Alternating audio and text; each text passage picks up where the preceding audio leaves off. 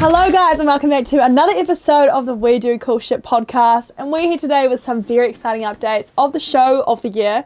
I'm calling it now, Worship. How excited are you, Mitch? Show of the year, you reckon? I love the boys so much though. I am like your classic 18-year-old frother DNB fan. Like it just takes me back to my first raves ever. Was with these boys and with these lads. So to go back to that mindset, I'm excited. I've got to agree with that. But for me, it's like such a long history with each of the lads. So to bring it all together, this is like the pinnacle of like how many times have we toured these boys, but we've never had them all in New Zealand at the same time. Exactly right. That is wild. So no, I agree with you there. I think this could be show of the year, and especially not just because of who they are, but because of the actual venues and production, and I'm sure we're going to get into that. But for sure. That's wild. Even the numbers, so it's blown my mind. You've already said basically these shows will be the biggest DNB shows in New Zealand history already, and we're not even a show date yet. Yes, yeah. So you know that was our goal. Like, I don't know what it is about breaking records that we're so addicted to, but like the goal was biggest drum and bass show in history, which we previously held the record, and ironically, previously it was with Subfocus, Dimension, Friction. That was like COVID era. No way. Yeah, we smashed out over 7,000 tickets with the lads then. Just straight drum and bass. And so the goal was to beat that. We've beaten that already a month out in both cities. Like Christchurch is already way ahead of that. Wow. So where it's going to get to, like we're effectively going to double the previous record, my prediction. It's insane. And these venues are beautiful as well. Auckland Domain hosting DNB. It's such a big, beautiful site. It's held some of the biggest shows in Auckland and New Zealand history. And the fact that it's going to hold a DNB show is just blowing my mind. And we've never been there. We haven't as Audiology, right? Yeah, that's crazy. That's always been, I've got to say, it's always been a dream venue. Like it's to tick off Victoria Park like we did with Fisher, to now go into Auckland Domain and do this massive show with... I've done intimate shows in the museum before, so like for me it's quite trippy that we're going to have the museum in the background of this major site. Pretty special when you think about it, eh? Like it's beautiful. And even I saw a drone shot from Christmas in the Park that was recently on, sent across to you guys, and I'm like, this is a family event. There's 40,000 people there. Can you imagine for us, Worship, just having DNB absolute frothers in the same place, enjoying our favourite genre? It's going to be mad. It's going to be a slightly different vibe to Christmas I in the think Park, it will be, you know? yeah. That drone shot of the museum, the water, like everything insane. right there, it's madness. It looks beautiful. Now, something I've been at your throat for ages, everyone has been, where is the lineup, where is the support? And we have just dropped it as of last week. So can we talk through it? It's funny. You've been on my case, but out of all of the shows, I reckon this is one of the ones that I've had the least people like harassing us for more acts, only because the 4 biggest names in drum and bass are like on there. Literally. However, like the fact that we're going to then go throw more internationals on it is just such an Audiology swindle. It's wild. So do you want me to break it down? Break it down too, because I think there's some exciting reasons as to why these people are on the lineup. It's not just you chucked a few names in there. That's really quite a thought out lineup. So what we wanted to do was stay true to drum and bass, but bring the different sounds, right? So like within drum and bass, there's so many subgenres, there's so many artists doing their things. And so we wanted to start from the top and remember this is an 8-hour or 8.5-hour event. So like obviously we've got to fill it up and give reason for people to come in early, which I'll touch on in a second. But let's start from the top. And we've got the GOAT, the legend. He's been out here with us before. Full-blown weapon behind the decks. And just a sound that has taken over in the last few years. That is the man Boo. Hey, how bloody good. Welcome, Boo. Boo. When I saw that one, that was, for me, very unexpected, but so needed on this lineup. It makes so much sense in terms of that different sound that he does bring. Heck yeah. I mean, it's, as much as we love dance floor drum and bass, like it's going to be such a cool switch up, right? Like, and it's a different, his energy's different. It's really going to set things up, and I think it's another reason for drum and bass fans to come. 100%. And you do think of like the top 10 DNB artists in the world, he'd definitely be on there, along with the 4 we already have on the lineup. So the fact we basically got like the whole 5 is just, if you look at the tracks that Boo's done, and you realise that he is better than, and like obviously Chase and Status get a lot of the credit for that, but like Boo has some like weapon originals and lots of incredible remixes. Like he's actually as a producer, like Hell yeah. that guy he's killing it. It's going to be big. And then up next we have. So I'm working my way down the lineup here. So before Boo, it looks like we're going with Catching Cairo. My understanding is NZ debut. I haven't ChatGPT. Really? No way. But in my look, maybe there was a time, but I don't believe we've hosted her. But she's always been one of our favourite vocalists. Yes. Obviously, very close with the Hybrid Boys. Mm-hmm. She is the singer and writer of Touch. Like that's kind of crazy. The biggest track, man. Holy. Isn't that crazy? And she and to bring. The whole thought process there was actually bringing live drum and bass. So live vocals. Yeah. Oh, yeah, yes. Yeah. She's unreal. Singing live, and for me, when I'm picturing the site and picturing people at this outdoor location, it's like, again, it's just bringing that different element, bringing that live element. I think during the day. Hell yeah. Is bang on. Ooh, that is epic. That one's going to be mega. Next up. Pumped. Under that, we've decided to bring our not so local favourites all the way from the ditch, Echo and Sidetrack. Yes, the lads, best energy, best vibe. They are so fun not only to have on the lineup but to host too. Exactly, genuine dudes. Hard. No, I don't. Maybe that's It's the full package, eh? It's like we're getting there. Oh man, it sounds epic. Wow. We want it, and that's because look, we want this to be a full day experience. You know, like you're not just rolling in at 8 p.m. for the 2-hour worship showdown, but you're Have we told everyone it's a 2-hour set? That's one of the coolest parts about this, by the way. Crazy. 2 hours of, and that's because there's just too many bangers. Too many bangers, too many tunes, and we will get onto that very soon. But 2 hours of the lads and that stack lineup. There's no reason not to be there, and I can just imagine, man. Imagine sitting at home and watching on everyone's story, worship with all the lads, with that lineup, the merch pop up. It is going to be the place to be in Auckland and in Christchurch on both those days. Especially when people see the production. Like, this will be the biggest worship production they've ever had.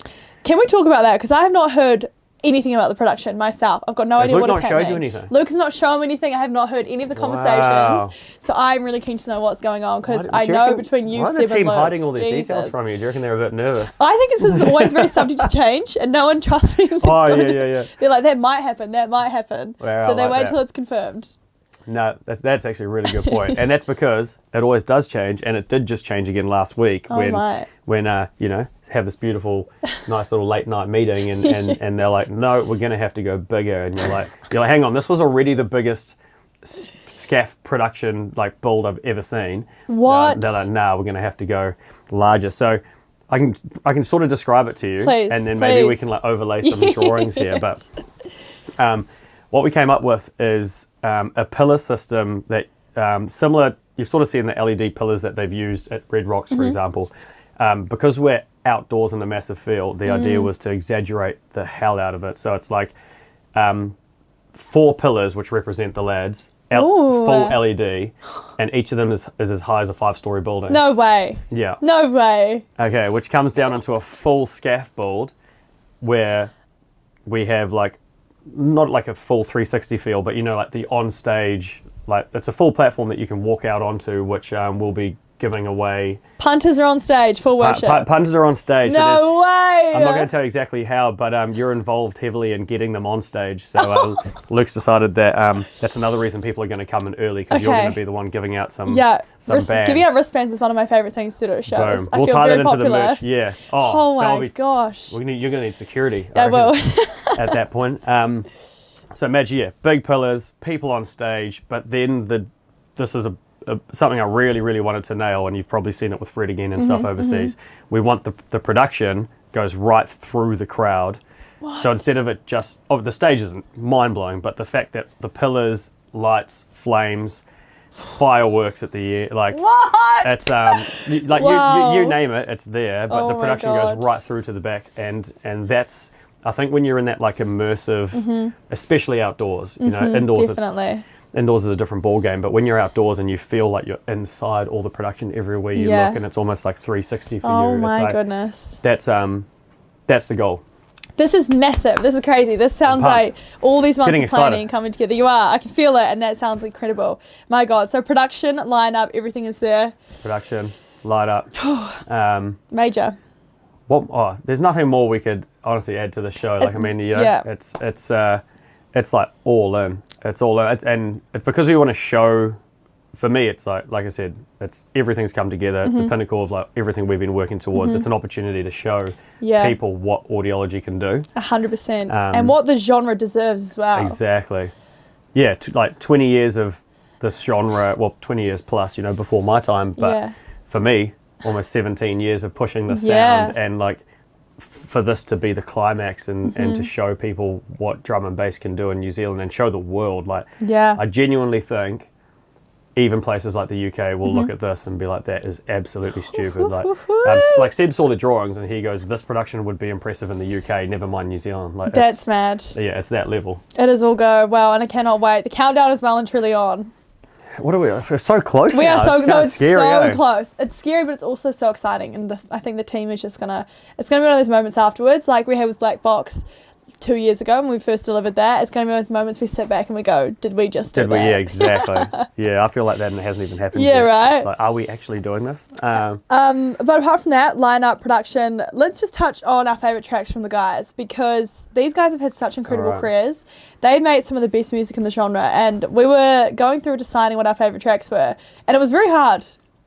Well, I mean, you saw I was stuck. Like, I mean, Mitch had his pen and paper out, guys. I had to like take notes, okay, but just slight context, like I was DJing these guys, I was playing their tunes in 2009, so like well, you know, like Culture Shock and So Focus and whatnot. So I'm going to focus on the more I don't even want to say throwback. I'm gonna do tunes that are like sort of 5-6 years and older. Nice. And then I was hoping, well, actually, I just knew that you would take on all the bangers, all the new bangers, all the big tunes, all my favorite ones I see on viral moments from the voice shows. Heck yeah, but I'm keen to hear your yours and the reasoning as well. Well, I think you're gonna.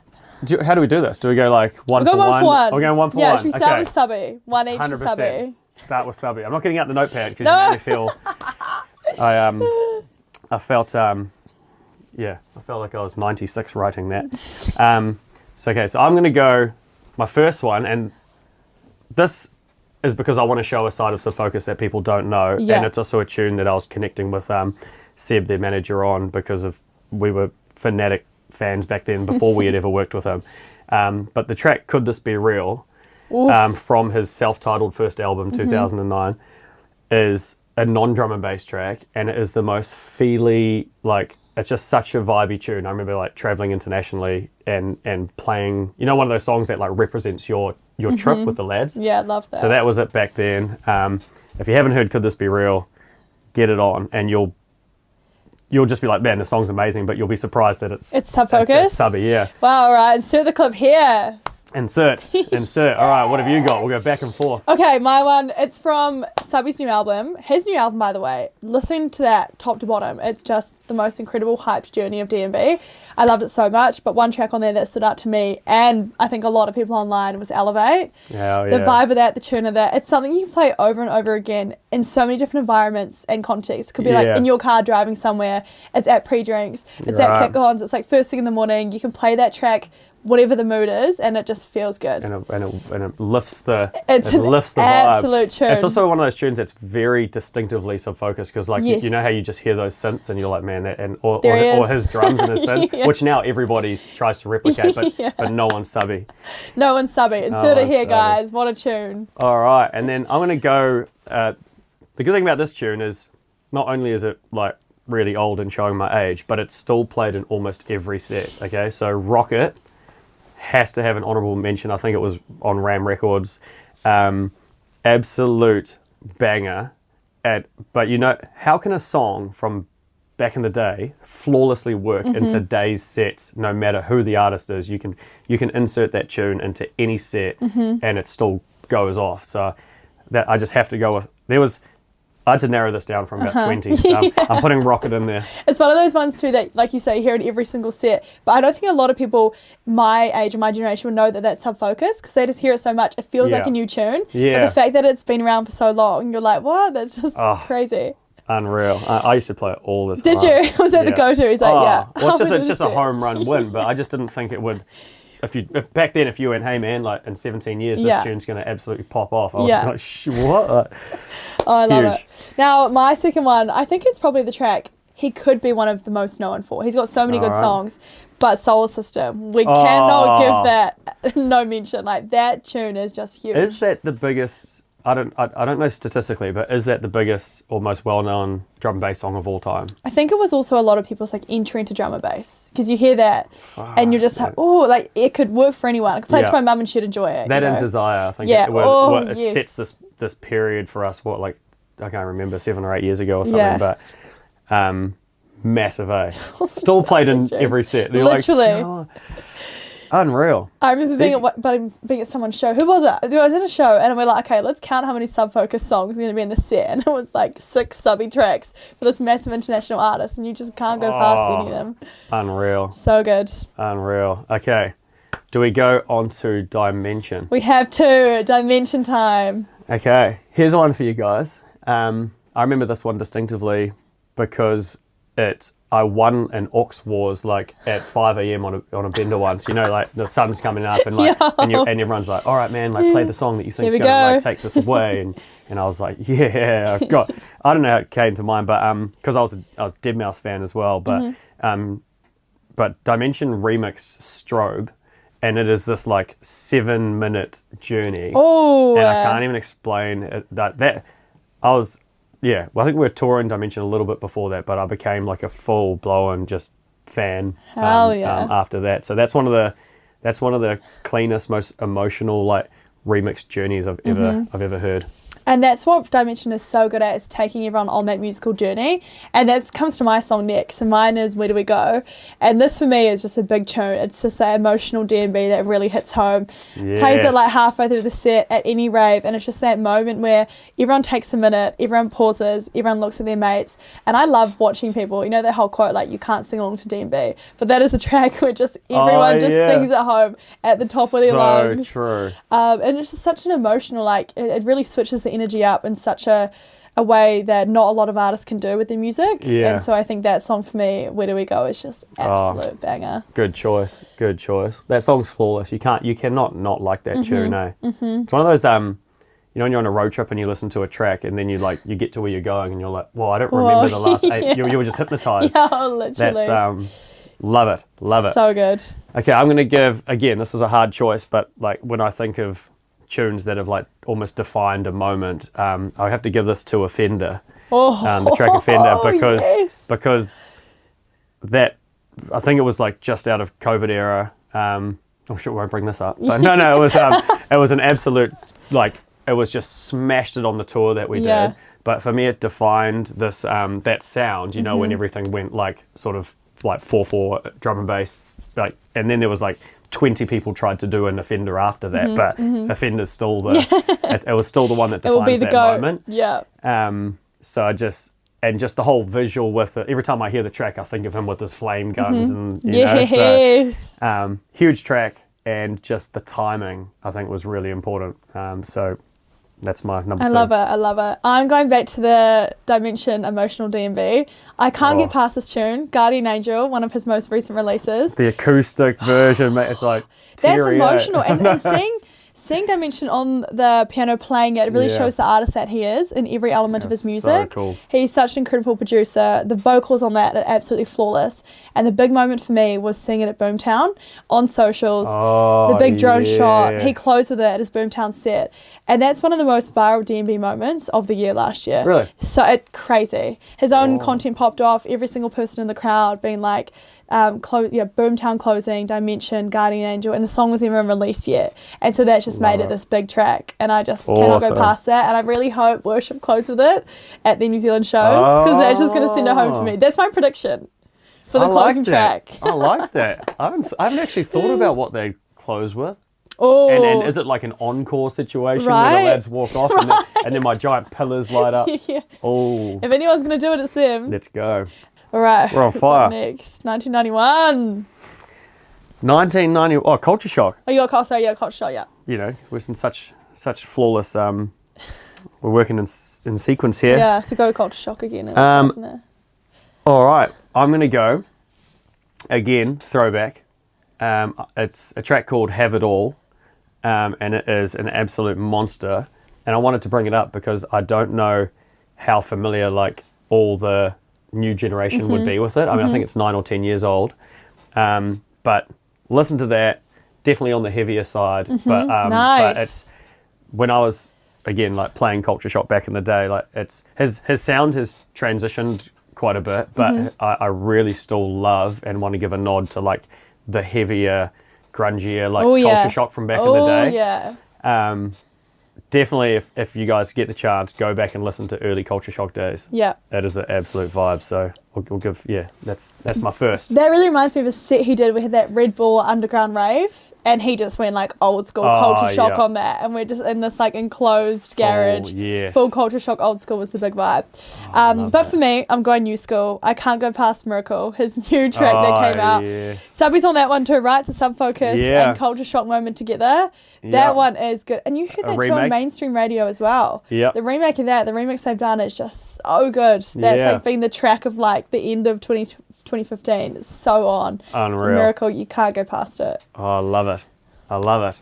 All right. What's your next one for Culture Shock? What did I get? Oh, this is a remix and also just one of those defining times for me. But Culture Shock's remix of Come Alive by Netsky is again on the heavier side. But it's just a song that for me defines a period and it is just an absolute belter, because the original's one of like Come Alive. The original's one of my favorite tunes of all time.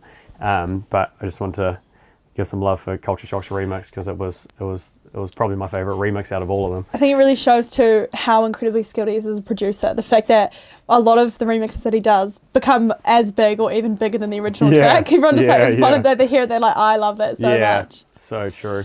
Mine for Culture Shock is Get To Me. I love the vibe of that. Yes. And that's just anyone can get behind that one too. It's just so catchy as well. Like the lyrics in that are so catchy, and it'll be in my head for like 3 or 4 days after the rave. I'm just like singing Get To Me. Oh, perfect. So good. Love it. There's too many bangers. It makes it so crazy. hard. It is ridiculous. Between the 4 of them, we could be here for hours. We could, but we've only got 3 minutes left. We do.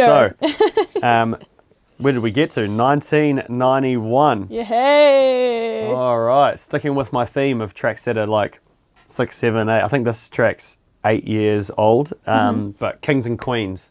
Oh, nice one. Man, I want to play it for you, but no, we're gonna drop it in here. We're gonna drop it in. I think you'd love it. You know, it's again, like I was saying, it's a bit of a throwback to a different sound and a different era, but that's the idea here. Is I want people to realize how the discography of these acts and how far it goes back and where they've come from is just so important to see how far drum and bass has come as a whole. Absolutely. Just there is, and the thing is, I'm not expecting any of this music to be played at the show, right? But I still think it's really, really cool to people just forget to like have a look back at everything. Go see where these acts come from. Yeah, definitely. Well, my one's going to be, no one's going to be any stranger to this track. Full Send, 1991. Oh, yes. The pre-drink song of every single summer, I swear to God, that comes on and everyone just clicks into mode. It's just like heading out the door. That one's like the final track before everyone leaves to the rave. So and it Kiwi just for some reason. The scene. It is, right? Even the name, I'm like, right? Full Send, yeah. I think there's a story behind that I can't remember, but we should ask him when he comes. I swear. Let's try to get him on the pod. I think it's something to do with New Zealand, from memory. So good. This is an easy one because I want to throw in another remix. I was trying to do an original remix, you know. This one, Basement Jaxx, Where's Your Head At? But the 1991's remix, again, like it was so huge for the time. I think it's 5 or 6 years old. It's not an old school track. I know that one, yes. But it absolutely like popped off, and 1991's almost in the last like few years. He's just become the like drum and bass goat of remixes. Like everything he touches is done really well. Yeah. Like not everyone nails every remix, but I feel like that guy does. He's been on a roll, man. He is like generational run. 2025 of this year, and That's My Song, Love Is The Answer, was released last year. Okay, and finishing off strong, a track released last year from 1991. He had a generational run, man. Every single remix and release was just big. Mine is Love Is The Answer, closing it off with that. Huge. Real, and like sort of this like euphoric vibe to that as well that I love so much, and I can just listen to it in any moment and it just hits every time. Beautiful. How's Too that? many good ones, man. It's been, wow, too many Man. good ones. And we really encourage you guys listening at home before you do come to worship. Go back, listen to these. Go back right down to the years and years and years before you even listening to DNB and enjoy it and get into it. And it's just going to prepare you for the worship set so much better. Hell yeah. Love it. Love How it. good. I'm excited. Let's go. Hey, home run, guys. We're so close to the show. And if you haven't got your tickets yet, please lock it in. We've got VIP offerings. It's going to be epic. The whole shebang. Yeah, there's genuinely probably 5% of the tickets left. It's So crazy, everyone gets yeah. stuck in. Good luck. And I really hope you don't miss out on this because the content's going to be It's going to be next silly. level. How good. We'll see you all 6th and 7th of Feb. Let's do it. Out. Shut the doors. Now beg no friend, be coming out.